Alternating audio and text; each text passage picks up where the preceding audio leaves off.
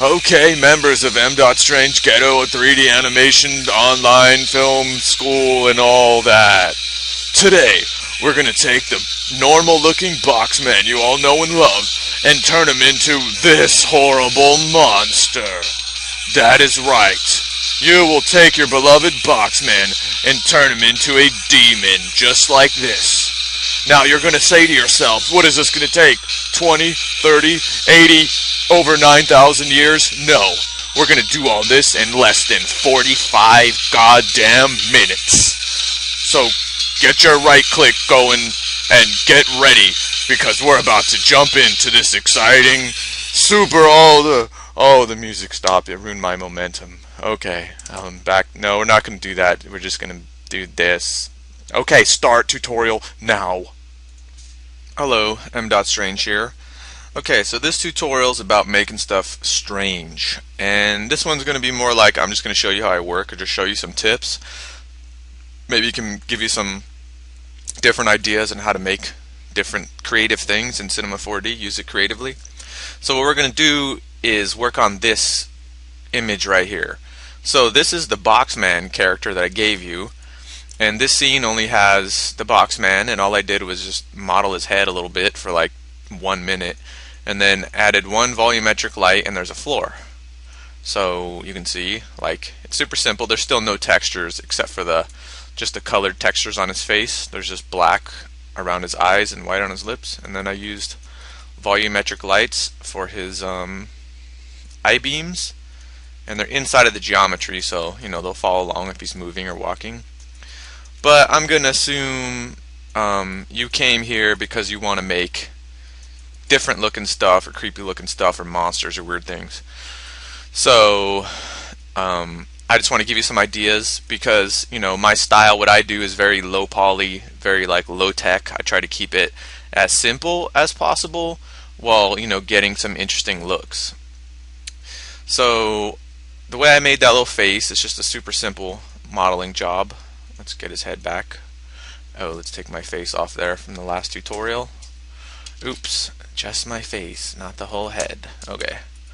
So all I did was I just went and made a HyperNerbs object, and then went and put the head inside of it. Turn this down at 2 and 2 so it displays and renders at the same resolution. And then you're not going to see the HyperNerbs object in here. You see the cube, but you're not seeing the affected HyperNerbs version till you go turn on HyperNerbs Mesh and HyperNerbs for some reason. Okay, so now see it's rounded a little bit because now this is the head inside of HyperNerbs. And I think like the HyperNerbs thing, at least that name is, I think it's specific to Cinema 4D. But what I'm going to do, I want to make some slices in here so I can make some eyes and a mouth, just some basic stuff. So I'm going to press K to go to the knife tool, and then I'm going to go to loop mode, so it's going to cut loops. And I know I need one kind of up here for the eyes, other one right there for the eyes, or actually undo that. Undo that. Let's make the eyes not that big, like that. And then another one right here for the mouth. Super basic. And then I want 2 eyes and 1 mouth, so I'm going to switch the knife to line mode and just roughly go like this. So then I can extrude and pull some stuff out for the eyes and the mouth. So then I'm going to go, oops, no, I want to stay in poly mode. So you can see it already kind of has some shapes.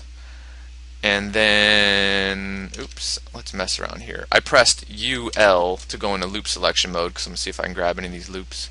Doesn't look like it. So I'll go to regular selection mode and grab this mouth. I'm going to pull it out a little bit, and then I'm going to go to the inner extrude tool and mess with this and see what this does. Maybe pull that out a little bit. And then I'm just going to go in, which is, I'm going to press D to go to the extrude tool. Actually, not yet. Let's inner extrude this a little bit. And then press D. There we go. So I have more stuff to work with. So there's a real basic kind of monster mouthy thing. I'm going to go back to the loop tool. No, there's no loops in here. I'm I'm going to select both of these, press I to go to inner extrude, and then I have, by default, it's going to have preserve groups ticked. So if you do this, it'll pull them both at the same time. But I want to separate them, so you undo preserve groups, so then you have them separate. And then that one's kind of sunk over there in the head, so I'm going to see if I can pull it out or do something. This isn't going to make the nicest, prettiest mesh, so let's undo that. Select these again. Let's see what happens if we pull them out. Because you can see there's some weird stuff going on here. Again, I'm not trying to make the best or prettiest geometry, I'm just making some weird stuff. And I mean, if nobody sees it, like, I mean, you know if your geometry screwed up, but if you can hide it and like no one sees it, then like who cares? Unless you're in a class or something where, you know, some instructor is going to come look at your topology. So I'm going to click on these and then just scale them in to make them more like eyeballs or something. So we just have this super basic face shape, so you know it's a face, right? And then when you get hypernerbs, it does some interesting stuff sometimes. So I'm just going to click these corners and then press D to extrude, and then extrude this for some horns, and then I'm going to click each one separately and just hold down the scale tool to scale them, and it kind of scales the whole thing. I'm going to go back to the move tool and then bring them back down, out, something like that maybe. Select that one, scale it up, and then bring it back down, mess with this thing. Remember, we're making weird stuff. And if you're familiar, I mean, some of my favorite style of like weird 3D stuff is like the Silent Hill games. The Japanese made ones, not the American ones. And you know, if you've seen that stuff, it's really dirty and like raw looking, and I really like that style. So I'm just gonna pull this down, but then I see that it's messing up his lower lip, so I'm just gonna extrude that, give him some kind of chin like that. And if you want to go take the boxiness out of his head, you can go just screw around with this stuff. Maybe grab this one and pull it in or something. You probably could put this on a hypernerbs again or something, I don't know. But this is why I like, I mean, it's fine if you want to do like realistic 3D stuff, but I find 3D, since it's obviously not real, and I mean a lot of the tools don't lend themselves to doing organic stuff really naturally. I mean, unless you're using ZBrush, like ZBrush does make stuff look organic and kind of lends itself better to that kind of look. So you can mess around with that, and let's see what this does. Nah, what about if we scale that polygon in? Maybe, and then he kind of turns into a rabbit or something. And you can go grab, I'm pressing V, and you can go grab the magnet tool to make this smaller and then bigger. And then you can kind of add some asymmetry to this too if you want. But this, I didn't even do this with the example I showed you. I'm just screwing around with this to kind of give it a different look. And if you have the character tools, there's a brush tool that comes with the character tools that I find works a lot better. So let's say this guy kind of looks how we want him to look, like this, something. That's pretty much what I did for the other one. Again, it's super basic, nothing fancy at all. And then I want to put polygonal selections around the eyes and on the eyeballs and around the lips, so then I have to turn this into polygons. So right now it's in a generator, so all I do is click on the hypernerbs and press C, and then now we have that whole mesh, and we can delete that hypernerbs thing. So we have this, so now we can screw with the polygons. So again, I'm going to press UL and go into loop selection mode, and then I'm going to select my boundary loops, because I know I want from there to like, and I'm holding down shift to there, and then I'm going to press V again and go to fill selection, and then hold down shift and click in there, and then it does all of those. Then I'm going to press UL and go back to loop selection and do the same thing over here. But when I'm clicking, even clicking on the first loop, I'm still holding shift. And I'm still holding shift, and I'm going to go back to fill selection, and I'm still holding shift, so now I got all of those.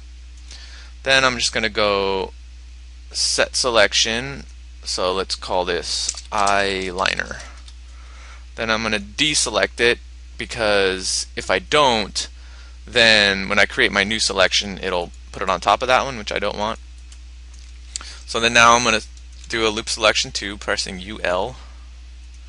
I'm going to go like that, and then I'm going to go back to fill selection, hold down shift, back to loop selection, let's grab it in there. Oops, I forgot to hold shift. And then back to fill, do that. And make sure this one isn't selected because we want a separate one. Select that, call that eyeballs, and then we just want to deselect that. Hey, you head. Okay, back to loop selection because now I want to do the lips. So we'll do it from there to fill. So fill selection just does the rest of a selection. So if or in between two boundaries, that's how it works. So if I selected this loop and then clicked here, it'd do all this. If I selected this loop and did it here, it'd do the whole rest of the head. So it's pretty handy for selecting stuff. So then I want to set this as a selection. Let's call this one lips. Okay, so now we want to throw some textures on here. Save that. So we need to open up the material manager, and I already have my textures here, but let's make them again. Well, you know how to make textures, right? These are just the eyes. Doesn't even have a color, it's just luminance at 100%. The skin is just the default material when you create a new one. This one's just black, and this one is just white with a little bit of luminance. That makes stuff, like glow in the dark. It's not the glow channel, it's a luminance. That adds self-illumination in 3D. So, oops, I shouldn't have closed that. And I don't want to open that. Sometimes I just click. So then the base head color is going to do this. So I want the base head over there. You don't have to put it in that order, I don't think. The next one would be the eyeliner, which we want, what, black? So go there. So then you see it does the whole thing by default. So then you go to the tag, and then there's this little selection. So then you drop your selection, your polygon selection in there, and then now you can see it just does that. So then we want the actual eyeballs, which is the second one. So click on the texture, then drop that in there. We did the eyeballs, and then we want the actual eyes. I think no, eyeballs red. Oop, I did that backwards. So those are the eyeballs. Yeah, and then the lips are the white ones. So this one is that one. Okay, switch that out. So now there we go. We have white lips, black around the eyes. We have this weird looking alien rabbit thing. So then the way I did the glowing eyes, after we have that, was I just made a spotlight. Let's bring it up here. And I just made it pure red. I made the intensity something like that. No shadow. You can turn shadows on if you want, but I didn't put shadows in there because nothing else in the scene. Volumetric, so that's where you'll actually see it. And then turn up the dust because that gives it more volume. And then you want to position it inside of his head. And you'll see you kind of want to go behind the head, because if you put it, well, I'll show you what happens if you put it right here. You actually don't see the start of the beam. And you can move into like a, let's see, like a front view or something if you're doing something like this. If you want to be precise, but you can fix it later. So we're going to go like that. And, oh yeah, here's something. So all the lights in Cinema 4D have an include or exclude mode. So in exclude mode by default, you put stuff in there you don't want it to illuminate. But if you do include and don't put anything, then it won't illuminate anything. So I want to stick it like in his head, because I'll show you what's going to happen. So you see, like the beam doesn't really start where the light starts. There's kind of that gap, or I should leave it there longer. So then I'm actually gonna, put it like, oops, I'm just gonna grab the Z and like put it in his head, and then adjust this to make the beam like smaller, no, bigger, something like that. So then we kind of have these beam eyes, and then I'm going to duplicate it by holding Shift. Let's go back to this view and then just put another one in his other eye. So then we have something like this. So that's what it looks like when he's looking at you. Let's leave that there longer. Keep tweaking out. Something like that, right? So then all you got to do is drop this in the head. So now these lights will be tracked with the head and they'll be a part of it. And you can have this dude walk around or do whatever you want. So that's how we got to where I was when we started this. And there's just one light, and it's a volumetric light and a floor, and that's it. But let's say, what else could we do with this guy? Well, I mean, you can do a lot with textures. We won't get to texturing yet. I just want to give you some ideas of some other tools in Cinema 4D that maybe, I don't know if they were designed for these tasks, but these are things I use them for a lot. So let's say we want to cover his body in spikes, right? But we don't want to use a billion polygons. We want to keep it as far as we can, like kind of low poly. So this is a technique that I showed you, or I will show you if I didn't upload that video yet. If you watch my making of for the left rights video I did for the Genesis 1612 video. So this will be like the same technique that I used to make the main characters in his hair. So let's do something like this. So we're going to make our spikes, and we want them low poly because we're going to make a bunch of them. But we need some subdivisions in it if we're going to deform it right, because I want to deform it. So I'm going to go into poly mode, select loop, and let's make 1, 2, 3, 4. But we're going to create a ton of these, so we don't want too many polygons, or else it's going to like slow down and kill the system. So let's call that our spike.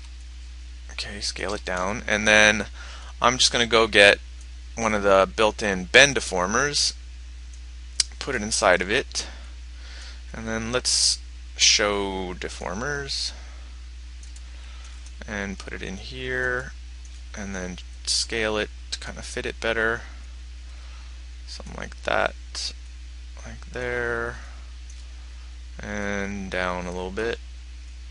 Okay, and then let's bend it.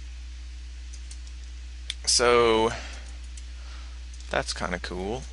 And the thing about these deformers is that you can use more than one on the same thing. So we can go, let's say we want what, like a twist deformer. So let's go take this twist deformer and put it in the same place. Actually, I could just look at the size of this one. 80, 175, 68. 80, 175, 68.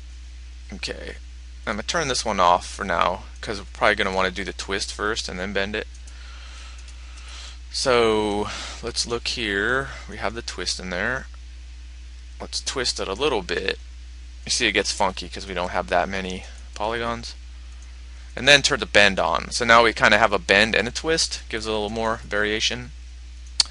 So just to speed things up and make things simpler, if you want to turn this into an actual object, a polygonal object without the deformers, all you have to do is right click and go current state to object. So now it makes that spike but without the deformers. So if you're going to eventually animate this and do stuff, make things faster. I want to move this axis, so I'm going to go into the axis tool and put that somewhere where the root of the object would be. Okay. So what I'm going to use, which I use for a ton of stuff, is I'm going to use the Mograph Tools to add spikes on this guy. So let's go in here and look at our geometry, and let's try doing his torso first. So the way we want to do this is we're going to create a cloner object, a Mograph cloner. We're going to put the spike in there, and then I'm going to set the cloner to object mode. And then I'm going to define the object in which these are going to be cloned on. So let's drop this chest in there. And I have to turn on this so you can see him. So now you can already see he's like wrapped in these crazy things. So then we're going to screw with the settings in here to make these look the way we want. So let's scale these down, right? And let's go into a mode, oops, volume, no, surface, no, polygon center, edge. I don't know, I kind of like the way it looks in this mode, but we don't have that much control over them. Since there's not many vertexes too, it doesn't give us much control. So when I do stuff like this, I just go and switch into the different modes and just, you know, see what stuff looks like. And then you can also go in here, click on the axis tool, and start rotating the axis if they're not facing the right way, you know, that you want. So you can go like this until you can get them. And then if they're intersecting with his neck or doing whatever, or any of the geometry, don't worry about that now, because you can take the cloner and make it editable later and then just take out the ones you want. Or you could use a Mograph selection and just make one of those pieces invisible, but I usually don't go to those lengths unless I really have to. So the surface mode's kind of cool because it gives you the option to add more, so you can kind of have some control over the count and like the seed, how it's dispersed. So that looks way too regular, but you know, we can randomize that after, so let's just go with that mode, right? So now we know that we like that look. So actually, no, let's randomize it first. So let's just go add a random effector. So as you can see, it already randomized them a little bit, but let's zero those out so we can control it better. So they're not like going off of him, or I mean, they're going to come off of him a little bit, so we don't want to mess with that one. We want to mess with this one a little bit. Okay, and we want to change the rotation to give it, you know, some more organic look. And so let's see how this is looking now. Okay, it's getting better, right? Again, those things aren't textured yet, so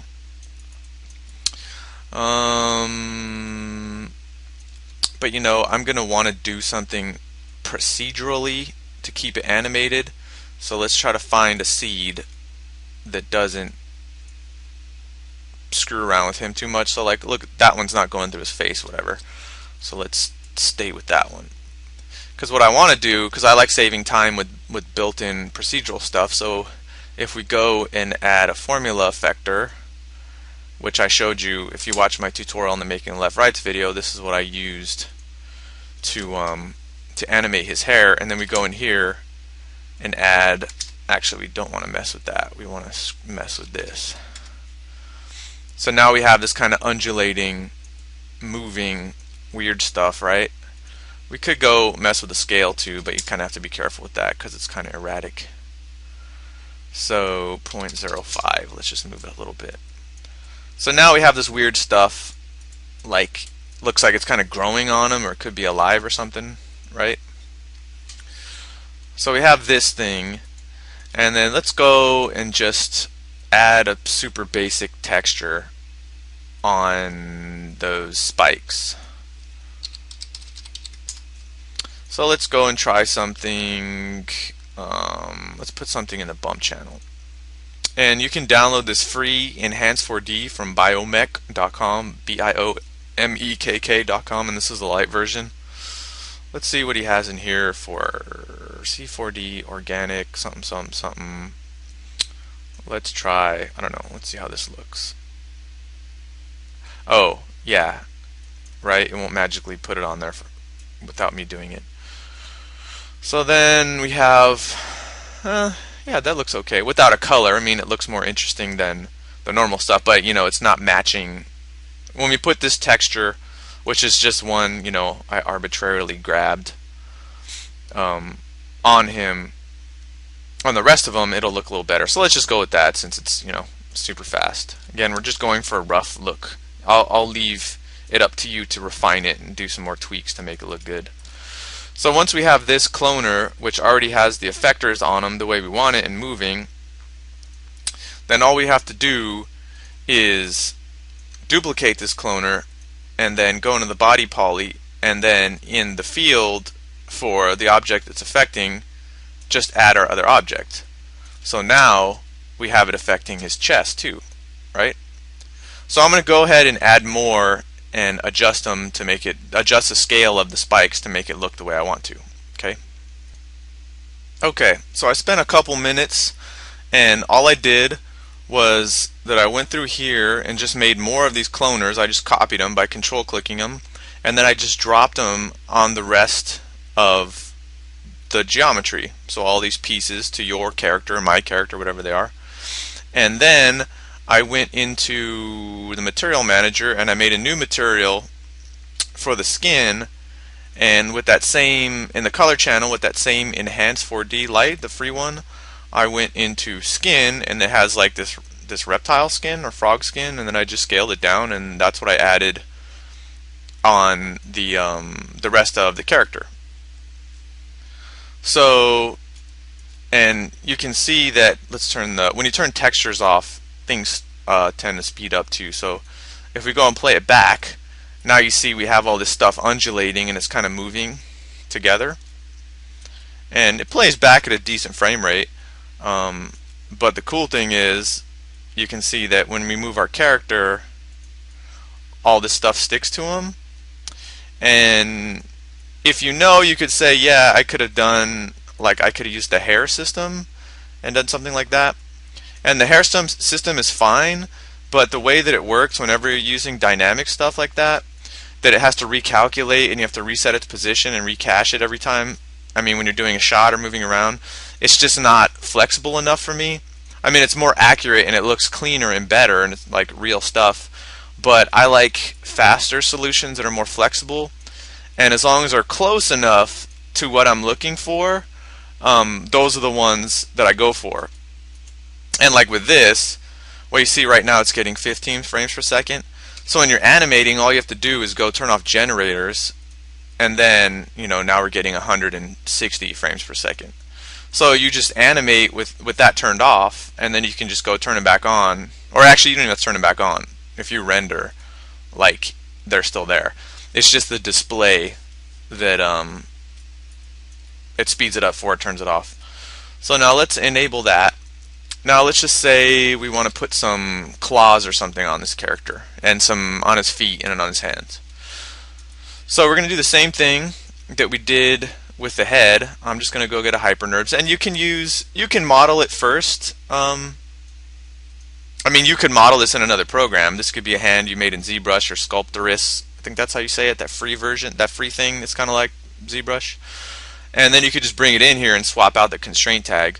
But since we're here in Cinema 4D, I'll just use Cinema 4D. So let's just figure we're going to make a hand out of, how should we do this? What kind of hand should we give him? Some kind of weird, let's see what happens. I don't even really know what I'm doing right here. I'm just messing around with stuff. How about some gigantic hands? Maybe like this big or something. So it already looks like we can have a finger there, maybe a finger there. So let's slice this one. And we want just a line, I think. So let's go there, there. Maybe he'll have 3 claws. Yeah, what do you think? 3 or 4? Could kind of try to do a thumb off one of these things. Let's do 4. You're right. What was I thinking? Something like this. And it doesn't have to be perfect. I don't really care. I just make, like, you know, real rough monsters. So let's pull that out a little bit and then go into our inner extrude, make sure preserve groups is not ticked. And you can see it already kind of wants to be a hand. And we got it, the base of our fingers. Then let's extrude that again. And are those big enough hands? Roar. Yeah, that's probably big enough, right? A little bit, maybe like that. Yeah, sure. And then let's just go and just do a rough movement thing here. And then maybe we decided that we want more, we want bigger hands. And then let's scale them maybe like that or something. Then we could even see maybe if we can get a thumb or something out of this, but I doubt it because it's kind of small. Where is your thumb? Oh, it's at the top. Maybe. Let's go like that. And I mean, this is why I like doing stylized or abstract weird characters, because you're not really, you don't have to abide by the laws of anatomy or anything. So let's go to the knife again, but go to loop and then like cut a loop somewhere in this. Can I loop this? Why don't you cut?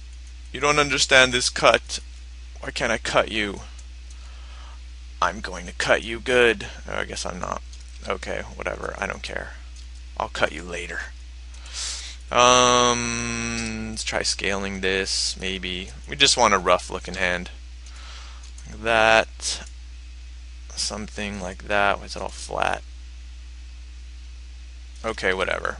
That's a hand, right? So that is a hand.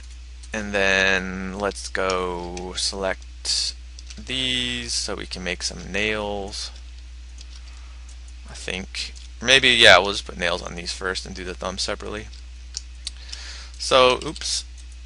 So let's just inner extrude, then extrude like that far, and then go one by one, and let's see what happens if we just scale them. Again, it's not perfect, but we're not going for perfection. We're just going for speed and trying to make a rough monster. Because I mean, you know, when you first start doing this stuff, it's kind of like the challenge to like, can I even do that? How do I do that? And then you see that you can do it. What the hell? This thing's all skewed and weird. So he's only going to have 4 claws, and then he has a peaceful thumb. It's not hungry for blood. So then we can even go in here. Let's see if we can loop select this. No, no, no. Yeah, we can try going into the magnet. No. Magnet's not going to let me work. Okay. Oh yeah, it is. So let's select those. Let's go. Move these in, whatever. So let's just say that's our hand. Right? So there's one of our hands that looks way too smooth. What if we make it rougher? Yeah, see, you can change the subdivision level by tweak. This is the render one, what it's going to render at, and this is the display. So actually, we'll just leave it at that. So then we'll make that editable, which just creates our regular polygonal geometry again. So we have this guy with these giant hands. And then we want to duplicate it and have it flip over the other side. So I'm going to go duplicate. I'm going to remove this. Then let's put it over here. Sometimes this doesn't always work. And then we want to flip it. So just like in After Effects, you know this trick. Just put -1, and then you have it flipped, or it should be flipped. And so then now I should just be able to go right hand. Well, let's see what happens. Drop this there. Okay, it just needs to be rotated around, I think. Hey, you, what are you doing? Again, you know, we're doing some ghetto techniques here. Getting some weird axis. It's because I put the negative, whatever.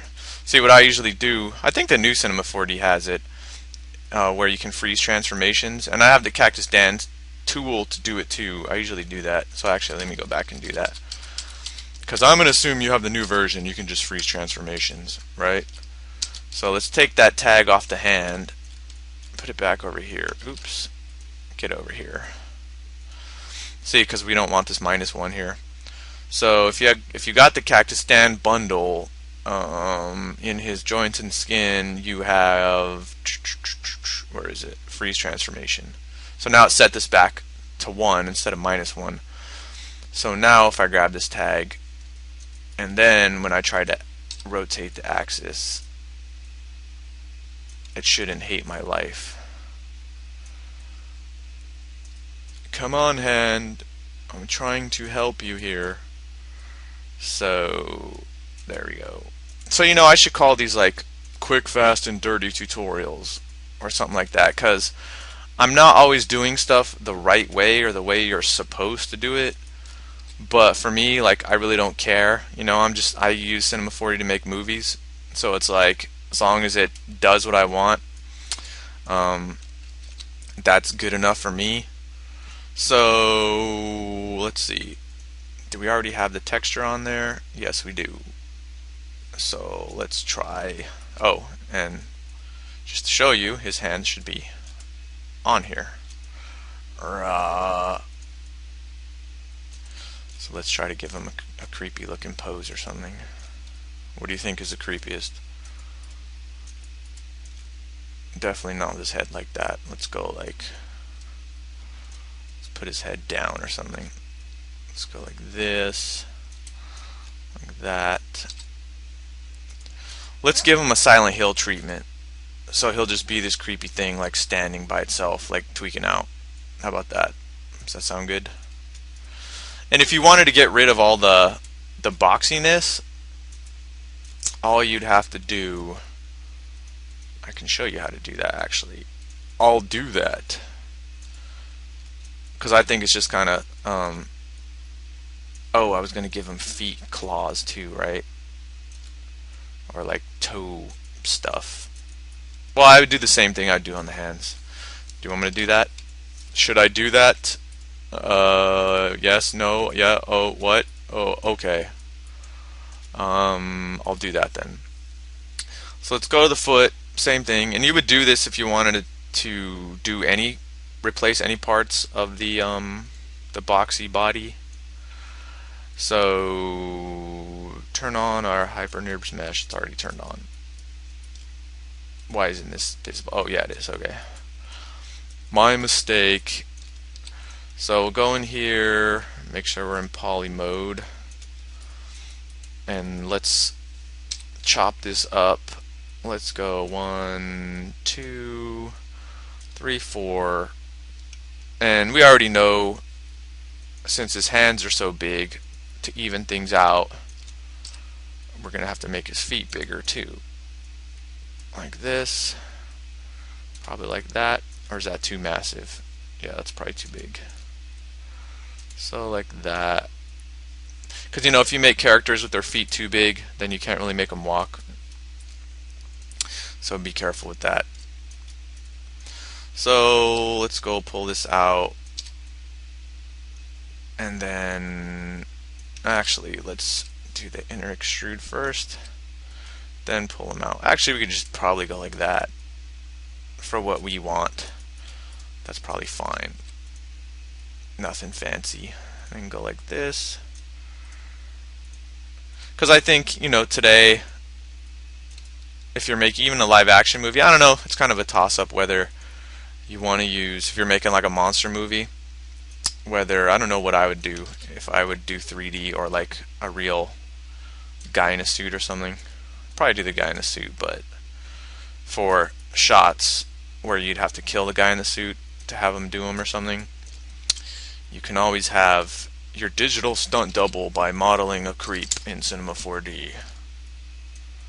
So, you know, I'm doing these because I think Cinema 4D is really flexible and powerful for more than motion graphics. It's awesome for motion graphics too, and that's what most people use it for, I think, or like matte painting or something. But it's it's powerful because it's like it's so flexible and fast, and stuff just works. Like you see, I'm just dropping objects in and just doing things, and it's like, yeah, like it looks the way I want.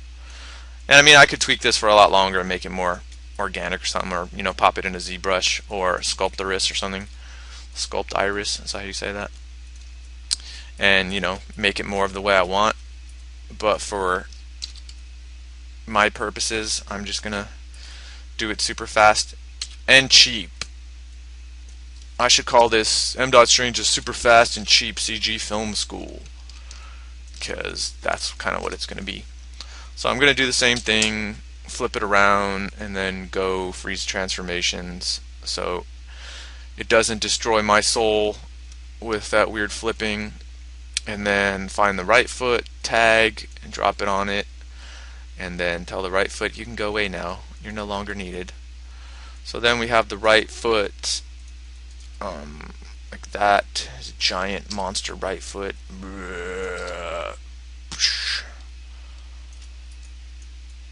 So we got this guy. What do you think? I think he needs some of these, some of the weird hair stuff on his hands and feet too, right? So I'm going to do that. Okay, so I went through and just added the same undulating stuff to his hands and his feet, and so now we have this creepy dude. But then he kind of wants it on his face too, doesn't he? Or kind of looks like his head's missing something. So how about we go ahead and just cover his whole body in these weird animated tendril things that follow along with him wherever he goes. Let's grab the ones from his cankles. Let's get his head and put it in here. That looks kind of lame. That looks kind of lame too. So yeah, these solutions don't always work. We can try some different ways. Alright. I guess if you didn't like his face, you could do it like that, because now you can't even see it. Actually, that's kind of sweet. Yeah, actually, I like that better. So see, that was just an accident, but it kind of made the character better. So let's see if the light still comes. Should, because I put the light to exclude. So yeah, now we have this guy, and he's animated. We can animate him or do whatever we want. He could be the creep in your movie. Now again, remember I showed you that.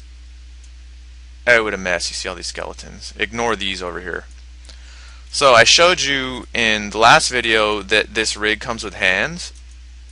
So if you wanted to rig up these hands, all you'd have to do is turn scale off on these. I'm pretty sure you can do that even with demo version. Because what you want to do is just scale these hands up, right? And then move the bones in place so that they match whatever hands you make. And obviously these hands you would have to skin. So to skin these with my rig, the way it is, you're going to have to buy Cactus Dan's Joints and Skin plugin, which is $80. But it comes with all these tools. And it comes with the freeze transformation. I'm pretty sure it comes with that one. It might have come with another one and put it in here when you buy the whole bundle. I don't know. But it comes with a lot of tools and it's really good. Or you could make your own hands with the built-in tools and just stick them in here inside of this null, and then bind your mesh to those. Or if you make segmented hands, then all you'd have to do is use either Cinema 4D's built-in constraints or Cactus Dan's constraints, if you buy those, to constrain the polygon pieces, segments for your fingers onto these. But that would be for a later day. Let's just do this guy without having his fingers like skinned.